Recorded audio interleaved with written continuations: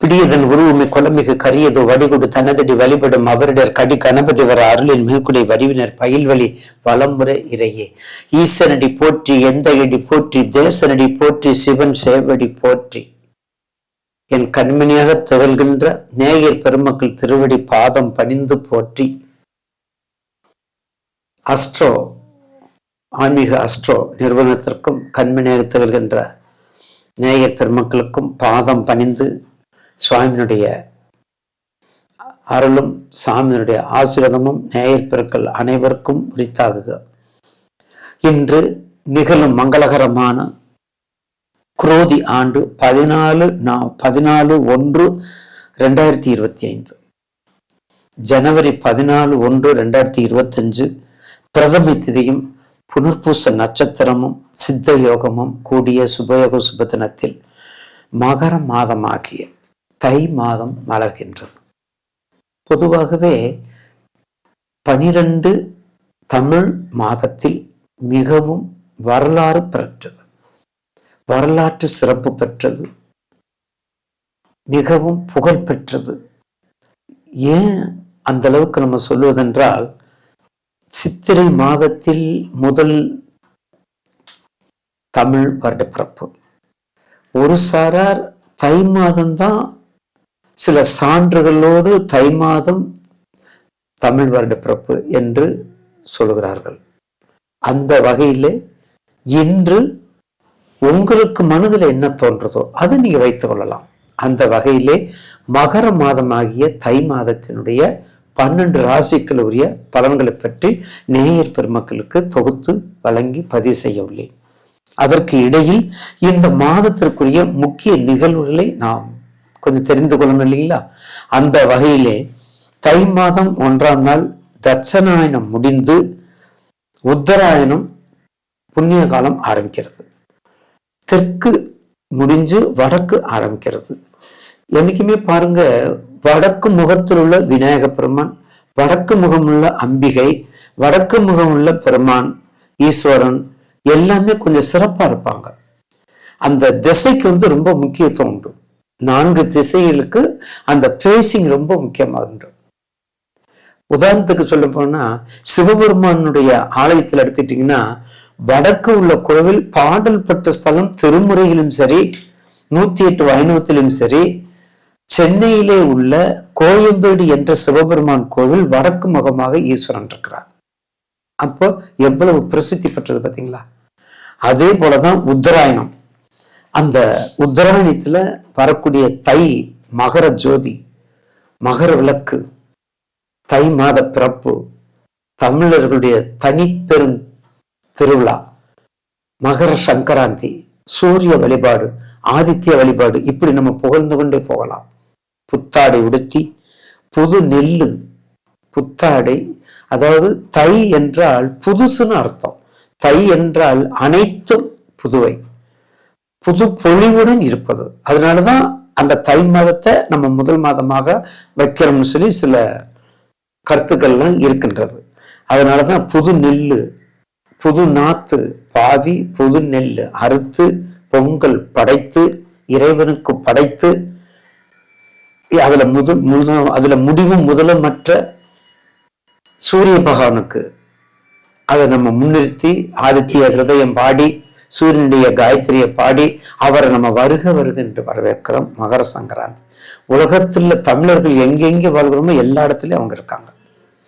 அதுக்கடுத்து 2ஆம் நாள் கோ பூஜை, மாட்டு பொங்கல், காமதேனு பூஜை செய்து பழங்கள் கொடுத்து, காமதேனு கோசாலையில் உள்ள மாடுகளுக்கு, கோசாலையில் உள்ள பசுக்களுக்கு எல்லாமே கொடுத்தோம்னா நமக்கு பூர்வ புண்ணியம் சிறப்பாக இருக்கும். அதுக்கடுத்து தை 5ஆம் நாள் திருவையாறு தியாக பிரம்மம் ஆராதனை சிறப்பு விழா.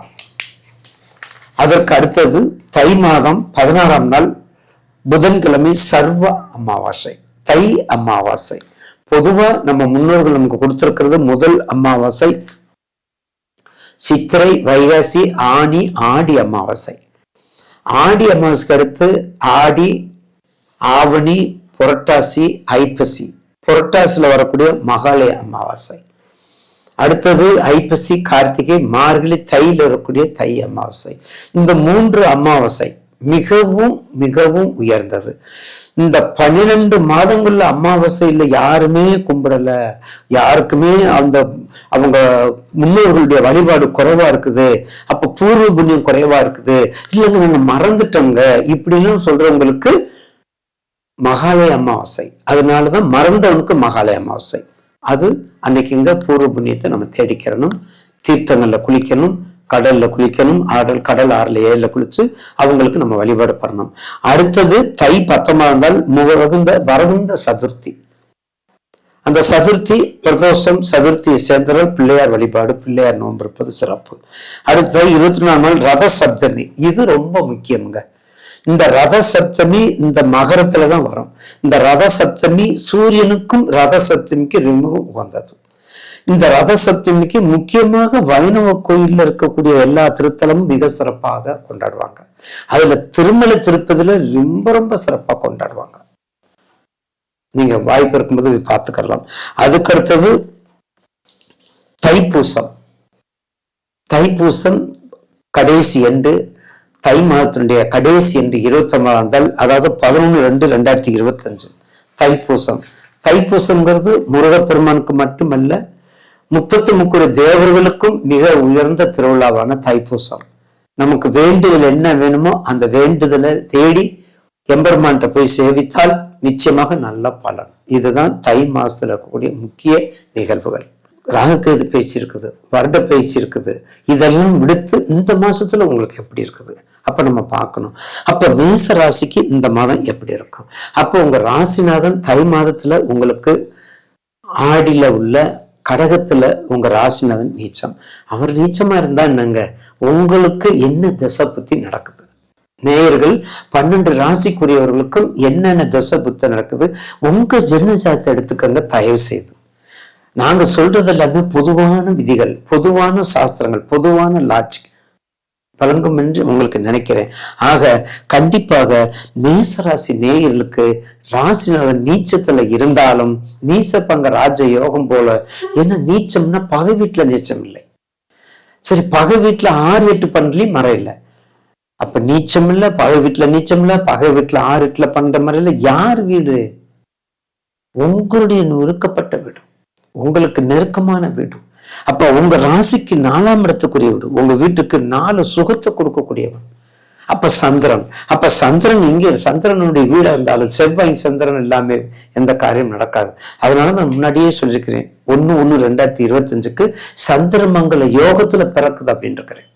புது வருஷத்தை 14/1/2025 சந்திரமங்கல யோகத்துல பிறக்குன்னு சொல்லியிருக்கிறேன். இது முக்கியமான பாயிண்ட்.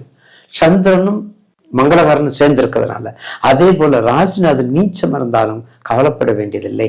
உங்க ஜாதகத்துல பாருங்க, உங்க ஜன்ம ஜாதகத்தை எடுத்துக்கொண்டு பார்த்தால் நிச்சயமாக ஒரு நல்ல திறமையான வலிமையான உங்களுக்கு உங்க தொழிலுக்கு, நல்லா கேட்டுக்குங்க, மேசராசிலிருந்து மீன ராசி வரையும் இருக்கக்கூடிய தொழில்கள் அவளுடைய தொழிலை பார்த்துக்கங்க. அவங்கவுங்க தொழிலுக்கு போனாதான் அது சிறக்கும். அவங்கவுங்க தொழில் போனாதான் சீராய் முடியும். அவங்கவுங்க தொழில் தான் மிக சிறப்பற்று உயர்ந்து விளங்கும். அப்ப மேசராசிக்கு பொறியியல், செங்கல், என்ஜினியரிங், மெடிக்கல், உஷ்ண சம்பந்தப்பட்டவை, வெப்ப சம்பந்தப்பட்டவை, அடுப்பு சம்பந்தப்பட்டவை, நிர்வாகம் சம்பந்தப்பட்டவை, பார்த்தீங்களா எவ்வளவு ஒர்க் இருக்கு பாருங்க. இன்னும் சொல்ல போனா real estate number 1, real estate number 1. கவலையே பட வேண்டாம். கொரோனா வந்துச்சு, எல்லாம் வெளுத்துட்டோம், எல்லாமே இழந்துட்டோம். கொரோனா வந்து இழந்துட்டோம். இப்ப தசாபத்திலையும் ஐயா நீங்க பயப்படுறீங்க சொல்றீங்க இல்ல? அப்ப கண்டிப்பா பொறியியல் சம்பந்தப்பட்ட அனைத்து துறைகளும் மேசராசிக்கு இப்ப மட்டும் இல்ல 30/3/2022 போதுமா? 30/3/2022 வரை முயற்சி தான் செய்யணும். செய்த தொழில முயற்சி செய்யுங்க, சிறப்பாக நடக்கும். கண்டிப்பாக மேலோங்கி நிற்கும். பைனான்ஸ்ல மேலோங்கி நிற்கும். கவலையப்படாதீங்க. அப்ப மேசராசி நேயர்களுக்கு பொறியியல் துறை, விவசாயம் கூட எடுத்துக்கங்களேன், பொறியியல் துறை, நீர்வளத்துறை, நெருப்புத்துறை, காற்றுத்துறை, இந்த மாதிரி எந்த துறை எடுத்தாலும் சரி நீங்க கேட்கும். ஏன்னா நீங்க இருக்கிறது மேசராசி. அப்ப நெருப்பு கருத்துல இருக்கிறீங்க. அப்ப நெருப்புல இருக்கும்போது உங்களுக்கு என்ன ஆகும்? கண்டிப்பா எல்லா வகையிலையும் கூடுதலான டெவலப்மெண்ட்டை கொடுப்பார். யாராரு? உங்களுடைய தொல்லுக்கு சகோதரர்கள் வழியாக, சகோதரி வழியாக, பூர்வ ஜென்மத்துல வரக்கூடிய நிலபுலன்கள், கேஸ் நடக்குது பார்த்தீங்களா, அந்த கேஸ்ல நடந்ததுல வழக்கில் இருந்த வழக்கு நிலுவையில் உள்ள ப்ராப்பர்ட்டிகள் எல்லாமே சரி, வருஷம் பூரா கேஸ் போட்டு என்ன பண்ண போறோம், முடிச்சு கொடுங்க, நெட்டே கட்டே போது ஏதாவது முடிச்சு கொடுங்க ஐயா அப்படிங்கிற நிலைமைக்கு நீங்க வந்துட்டீங்க.